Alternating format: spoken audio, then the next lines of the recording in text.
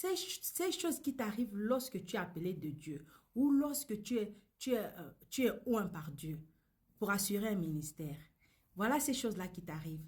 Galates chapitre 1, verset 15 nous dit, « Mais lorsqu'il plut à celui qui m'avait mis à part dès le sein de ma mère et qui m'avait appelé par sa grâce, Dieu te met à part pour sa grâce, pour sa gloire, pour que tu assumes un ministère, pour que tu assumes une fonction dans le corps de Christ. » Mais non, avant d'assumer cette fonction, ou même pendant que tu assumes cette fonction, il y a ces choses-là qui t'arrivent, qui ne peuvent arriver qu'à un oint de Dieu, à un appelé de Dieu. Quelles sont ces choses?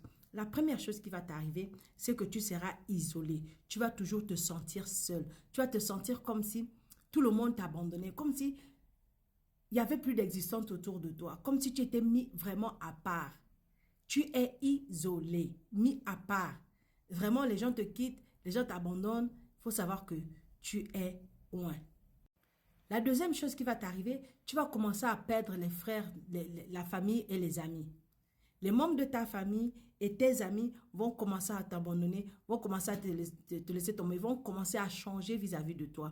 Ils vont commencer à s'éloigner de toi simplement. Tu ne sais pas pourquoi, tu ne comprends pas pourquoi. Ils ne vont jamais aussi t'expliquer pourquoi, mais simplement parce que tu es loin, ton onction agit.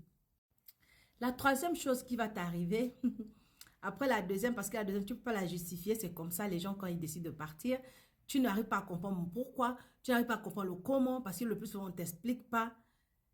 La troisième chose qui va t'arriver, c'est que tu vas commencer à t'en foutre en fait. Tu vas te foutre du monde, tu vas te foutre des choses de ce monde. Les choses de ce monde n'ont plus d'importance pour toi. Être riche n'est plus important pour toi.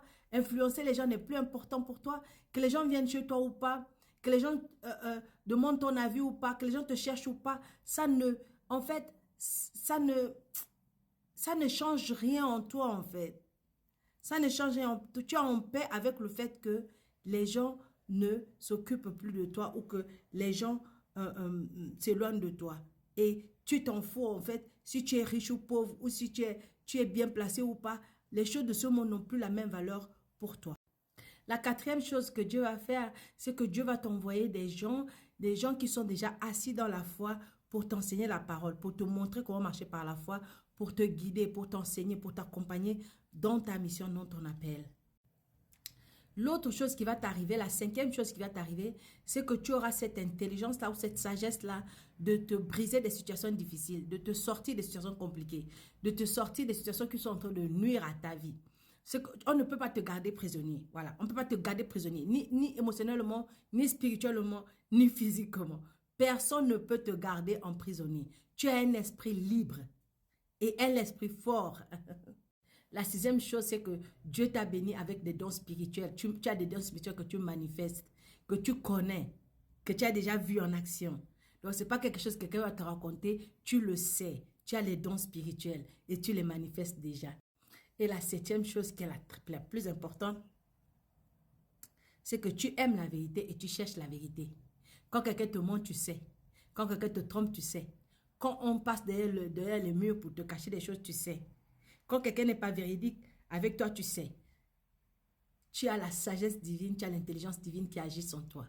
Et tu as l'Esprit de Dieu qui te montre les choses. Tu n'es pas confus, tu ne peux pas être confus.